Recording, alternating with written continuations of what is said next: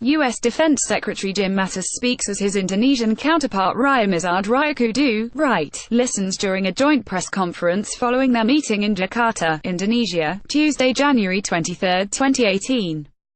Tatansaya Flana Associated Press Jakarta, Indonesia. Turkey's air and ground offensive against Kurds in northwestern Syria has distracted from international efforts to finish off the Islamic State group and has disrupted humanitarian relief work, U.S. Defense Secretary Jim Mattis said Tuesday. Mattis raised the matter in an exchange with reporters after unrelated meetings in the Indonesia capital with senior government officials. He made clear that while the U.S.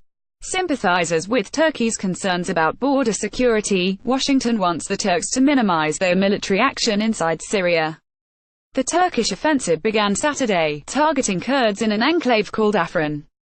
Turkey says it intends to create a 30-kilometer, 20-mile-deep, secure zone in Afrin. Mattis had said Monday that the Turks gave Washington advance notice that their forces were going to strike Kurds in Afrin. On Tuesday, Mattis's level of concern seemed to have grown as the fighting continued.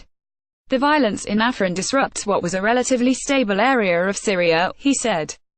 It distracts from the international efforts to ensure the defeat of ISIS, and this could be exploited by ISIS and Al-Qaeda, obviously, that we're not staying focused on them right now. He said work on stabilizing the Afrin area of Syria had reached the point where much-needed humanitarian assistance was flowing and refugees were returning.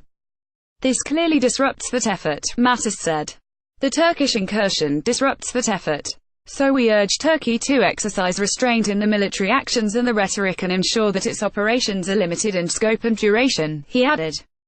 The Pentagon chief said the U.S. and its Kurdish partners, known as the YPG, are on the cusp of fully defeating IS in Syria.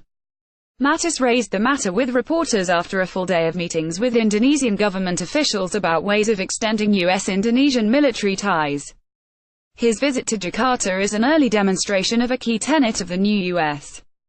defense strategy that Mattis announced last Friday, namely that Washington will work to nurture existing alliances and partnerships and build new ones.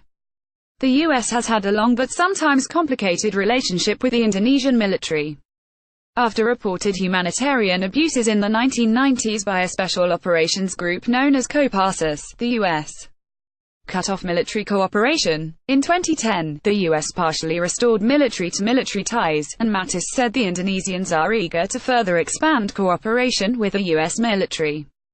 Asked whether he believes the Indonesian Special Forces units have reformed sufficiently to merit resuming U.S.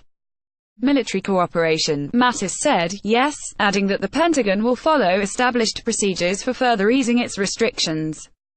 Indonesia's special forces were accused of major abuses through the 1990s in the provinces of Papua and Aceh and in East Timor, a former province that has gained independence.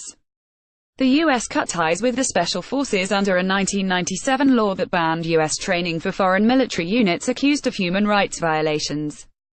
The ban can be lifted if there have been substantial measures to bring culprits to justice. In remarks to reporters after his meeting with Mattis, the Indonesian Defense Minister, Raya said Mattis promised he would work to further remove the restrictions.